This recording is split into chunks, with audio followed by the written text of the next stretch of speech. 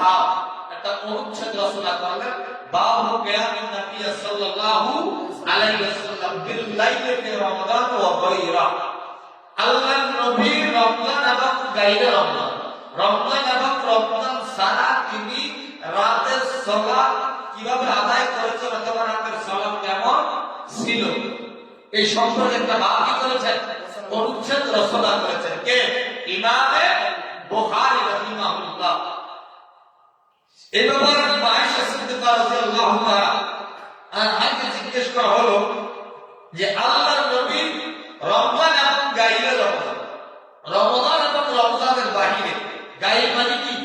বাহির। বাহির মানে কি ভাই? বাহির। রমজান এবং রমজান ছাড়া, রমজান এবং রমজান ব্যতীত নবী মুহাম্মদ সাল্লাল্লাহু আলাইহি সাল্লাম রাতের সালাত কত রাকাত পড়েছেন?